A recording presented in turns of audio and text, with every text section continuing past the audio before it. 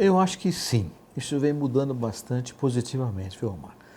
Até neste ano, a BAG fez uma pesquisa com o Zé Tejão Megido, que é um especialista da ESPM, sobre esse cenário. Como é que a sociedade urbana brasileira hoje enxerga o agronegócio? E as perguntas eram muito consistentes e dá uma ideia de mudança de comportamento da sociedade.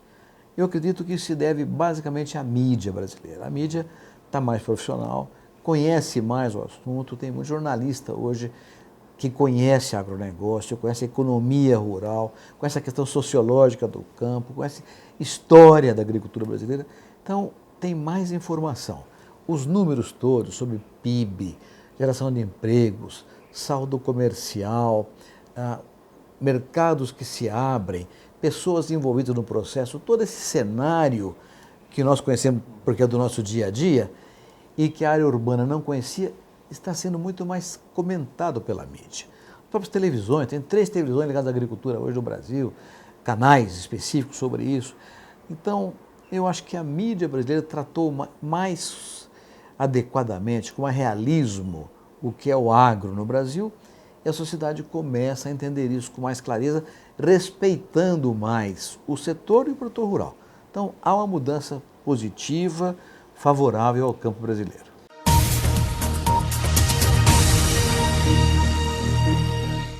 Numa democracia, as políticas públicas são definidas de acordo com o que pensa a maioria da opinião pública. Então, democracia é isso, é o governo da maioria.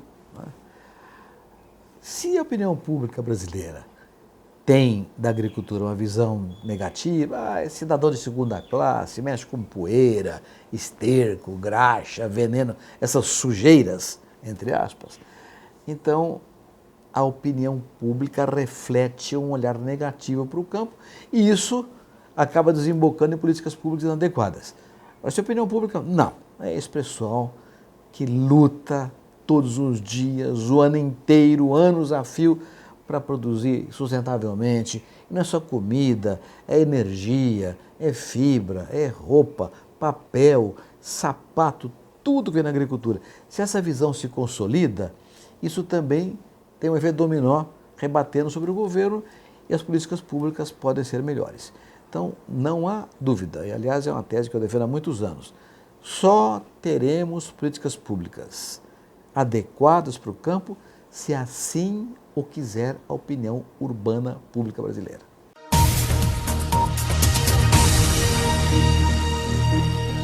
Eu acho que tem alguns méritos importantes para o agronegócio. O primeiro são os planos de safra. Planos de safra mais recentes, os últimos 2 anos particularmente, tiveram alguns elementos muito positivos. Fundamentalmente, o volume de recursos disponibilizados, né? Que para a fronteira agrícola brasileira são fundamentais. Sem crédito, você não abre a fronteira agrícola, não ocupa o território nacional. Então, o volume de recursos foi crescentemente significativo, com taxas de juros adequadas à realidade nacional. Então, aqui tem um ponto positivo. Mais ainda, desde o ano passado, o Plano de Safra incorporou o tema de armazenagem, colocando recursos vultosos para essa rede de armazenagem no país, que ainda não saiu, mas está na programação. E um terceiro ponto é o ponto ligado à questão de logística, né? Há muitos anos que isso não avança, mas no final de 2013, o governo Dilma mexeu nas regras das concessões, criando uma condição diferente de que as empresas privadas, enxergando finalmente que podia haver lucro no processo, construíram algumas rodovias. E esse processo se repetiu com os portos, com a MP dos portos. Pode ser que crie também um setor novo nas ferrovias, até nas hidrovias. Então, na logística, o dragão se mexeu. Lentamente, mas se mexeu. E isso é fundamental, porque a nossa competitividade depende basicamente hoje de logística. Então, aqui tem os pontos altos do governo Dilma na agricultura. Infelizmente, porém, tem alguns pontos que não são tão positivos. Eu diria que tem pelo menos 3 que são um pouco relevantes. Do ponto de vista positivo, são irrelevantes até. O primeiro é o seguinte, política comercial. Hoje, 40% do comércio mundial de alimentos ocorre no âmbito de acordos bilaterais. O Brasil não tem nenhum acordo bilateral. Então, estão perdendo espaço. Para você ter uma ideia, hoje, 1/4 do que o agronegócio brasileiro exporta vai para a União Europeia e Estados Unidos. Esses dois grupos estão montando um acordo bilateral entre eles. Então, se eles montarem esse acordo bilateral entre eles, não vão perder mercado. Não temos nenhum país. A Colômbia tem, o Chile tem, o México tem, não temos nenhum acordo bilateral. Então, aqui, eu penso que falta uma visão mais agressiva, mais aguerrida do governo brasileiro em termos de acordos bilaterais, inclusive para vender não apenas commodity, mas produto com valor agregado mais alto. Eu não quero vender soja e milho, eu quero vender o porco, o frango com a soja e o milho embutidos nele, não a commodity agrícola. Então aqui tem um pecado muito grande, muito relevante esse pecado. O segundo é a política de renda. Não é? Embora o crédito rural tenha sido abundante, falta ainda modernizar esse crédito rural. Cada ano emite o recurso e tem que fazer um contrato novo, tinha que flexibilizar isso, liberalizar esse processo todo. E o tema crucial do seguro rural. Os países desenvolvidos todos têm seguro rural. A agricultura é de risco natural por causa dos fenômenos climáticos. Mas tem um risco de comércio que é muito volátil. Né? Então os países desenvolvidos todos, né, têm um seguro rural que garante a questão climática e também a questão comercial. Nosso processo ainda é muito precário, muito relevante, bem como a própria questão de preços mínimos. Então, tem que ter uma política de renda com seguro, crédito e preços mínimos remuneradores. Um terceiro tema é o tema tecnológico, onde ressalta a questão sanitária. Nós precisamos ter muito mais recursos para a área sanitária. É um calcanhar de Aquiles. Em 2005, perdemos exportação de carne para 47 países por causa de um foco de aftosa do Mato Grosso do Sul e outro do Paraná. Então foi uma tragédia, demorou 3 ou 4 anos para recuperar. Não pode. A questão sanitária é fundamental, tem que limpar esse processo de maneira definitiva no Brasil. Não é só aftosa, tem problemas em plantas agrícolas também, em que os defensivos agrícolas demoram 5, 6, 7 anos para serem registrados. Quando é registrado já perdeu até a eficácia dos países de origem. Então essa questão na tecnologia, da defesa sanitária, tem um peso muito relevante. Mas a principal questão, Omar, eu acho, é a falta de uma estratégia. Ok, plano de safra maravilhoso, ok, armazenagem é importante, rodovia muito bom, mas cadê uma estratégia com todos os pontos relevantes da agricultura? Política de renda, política comercial, política de logística, política tecnológica. Qual é essa estratégia? Onde é que está a relação com o parlamento ou com o judiciário? Para definir mudanças legais que estão... Leis são velhas, superadas, o mundo mudou, o Brasil mudou e as leis são de 40, 50 anos atrás. Então precisa fundamentalmente de uma estratégia do presidente da República. Não adianta nada se ter um ministro da Agricultura maravilhoso, porque rodovia que decide o Ministério dos Transportes, porto é o Ministério dos Portos, comércio internacional é o Itamaraty, regras de comércio é o MIDIC com a Camex, etc. A questão de agroenergia é um tema central que foi destruído pelo governo Dilma, etanol, biodiesel, Ministério de Minas e Energia, Petrobras, ANP, Floresta, Ministério do Meio Ambiente, Pesca, tem o Ministério da Pesca, Orçamento que faz o planejamento, quem libera a fazenda, enfim, são tantos ministérios envolvidos nesse processo que não tem um comando central. Sem falar nas agências, e tem FUNAI, IBAMA, INCRA, Anvisa, ANA, Inmetro, INEMET, um mundo de instituições que interferem também com instrumentos na agricultura. De modo que você pode ter no Ministério da Agricultura a melhor política agrícola do mundo, mas os instrumentos não estão lá. Então a estratégia tem que ser do governo como um todo, liderado pelo presidente da República, com o ministro que conhece o assunto, gerente do processo da estratégia definida pelo governo como um todo. Isso é o mais caro que nós precisamos ter, é o mais grave, o mais importante.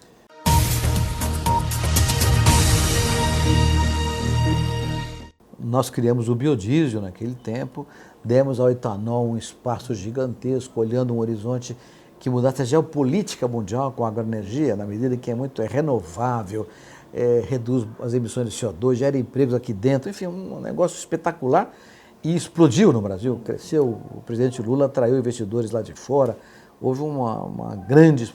Crescemos 10% ao ano até 2008. Infelizmente, o atual governo abandonou completamente o setor, usando até um argumento compreensível. Não pode ter inflação, então não sobe a gasolina.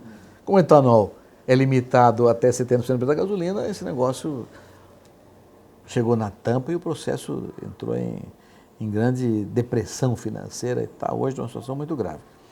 Qual é o horizonte? Temos conversado com o presidente do governo sistematicamente, com a sensação de que é possível recuperar alguma coisa. Mas, infelizmente, nem todas as empresas serão salvas nesse processo. A dívida das usinas brasileiras hoje, a dívida completa, dá um valor maior do que uma safra inteira. Portanto, mal paga o seguro, mal paga o serviço da dívida, mal paga os juros com a rentabilidade que existe hoje. É muito difícil.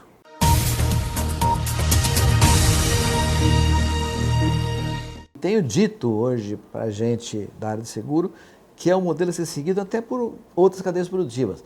Algumas cadeias que são muito específicas, têm uma atividade muito específica na área de fibras ou na área de borracha, por exemplo, caberia um seguro fechado similar ao que a FUBRA desenvolveu com muita competência. Então, eu acho que é um modelo muito interessante, com uma característica regional muito marcante, né?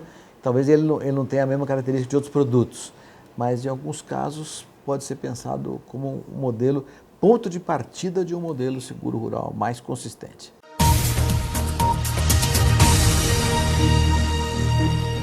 Tem 3 pontos positivos relevantes. O primeiro é uma entidade para pequeno produtor, garante renda ao pequeno produtor. Isso é uma coisa, é um sonho com que toda noite sonhamos, né? Que o pequeno produtor tenha rentabilidade, condição de sobreviver e progredir, fazer com que os seus filhos estudem, tenham avanços sociais. Então, esse é o primeiro ponto, tem rentabilidade. Segundo, ele tem uma condição associativa essencial. As pessoas são todas muito coordenadas entre si, tem uma grande articulação na cadeia dos produtores entre si que dá força, inclusive na questão do seguro. E o terceiro ponto é a agregação de valor, que é a cadeia produtiva. A ligação com a indústria é uma ligação razoavelmente positiva, em que dá um espaço, uma margem de negociação para renda para todo mundo. Então, essas 3 questões são muito bonitas da cadeia do fumo.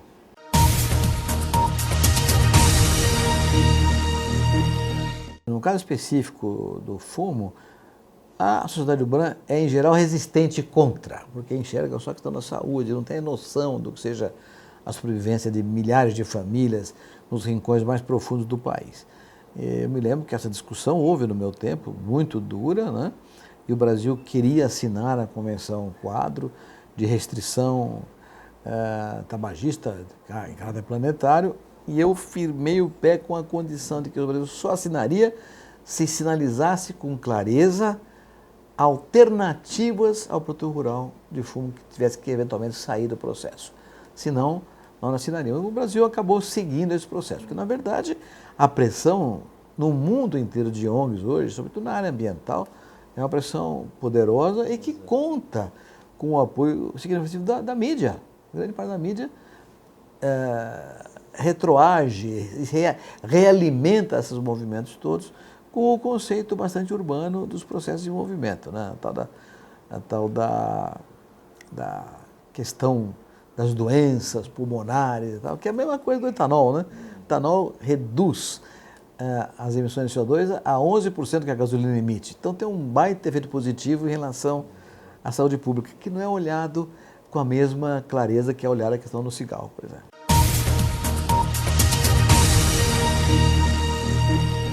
É o maior gargalo, né? O problema, quando a gente fala... Qual é o maior problema da agricultura brasileira?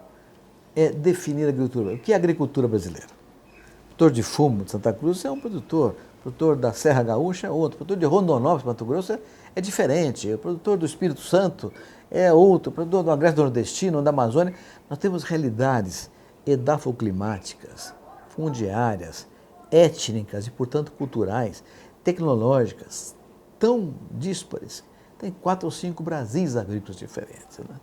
Então, eu diria que na fronteira agrícola, todo o centro-oeste brasileiro, o gargalo fundamental é logística. Mesmo no sul do país, em que tem uma produção extraordinária de aves e suínos, a logística para trazer o milho, para trazer a soja, é um negócio central para a competitividade da cidade. Então, eu acho que logística é, de longe, o grande gargalo do agro brasileiro. E é preciso cuidar disso. Inclusive, uma solução para o país. O modelo de crescimento que nós escolhemos nos últimos anos, baseado em consumo, está esgotado. O modelo tem que ser baseado, o crescimento tem que ser baseado em investimentos vigorosos, maciços, que gerem empregos permanentes e não empregos circunstanciais. E a logística, para isso, tem um papel crucial. Gera empregos para 20, 30, 40 anos, aí, com desdobramento depois na produção fronteiriça, área nova de logística instalada, que cria uma construção de progresso eterno, né? Você nunca mais sai do ciclo positivo de crescimento. Então, investimentos em logística são a base da retomada do progresso brasileiro com distribuição de renda, com sustentabilidade, portanto.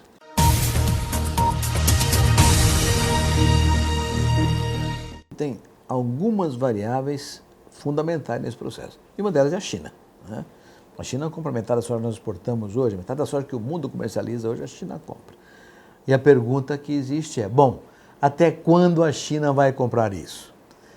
A China tem uma demanda por alimentos que é incomensurável e não vai desaparecer nos próximos anos. A população é enorme, bem como a população da Índia, que também é enorme, e a renda per capita começa a crescer agora, bem como a renda per capita dos países asiáticos, países africanos, da América Latina.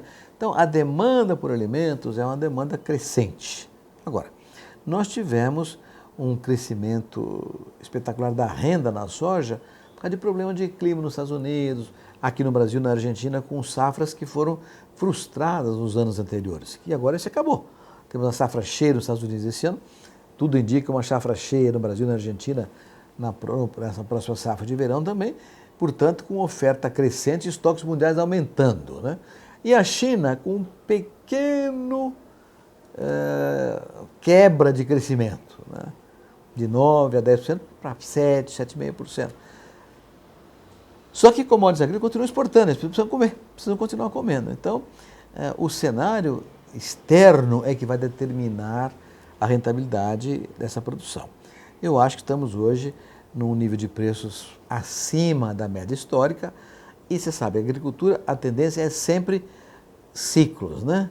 Ciclos, mas sempre que os preços sobem muito, mais gente planta, o estoque aumenta e acaba caindo o preço, né? Então isso é uma regra universal de economia rural, não é um problema do Brasil, é a economia rural universal. Então nós estamos vivendo um momento em que os preços estão diminuindo, em dólar, né? Ainda não temos um problema muito sério em 2015 no Brasil, porque o câmbio mudou, valorizou o dólar em relação ao real, então tem uma compensação em produtos de exportação, como é o caso da soja, mas precisamos planejar essa coisa com muito mais visão de longo prazo do que temos feito hoje em dia, inclusive colocando o tema da renda no seguro rural.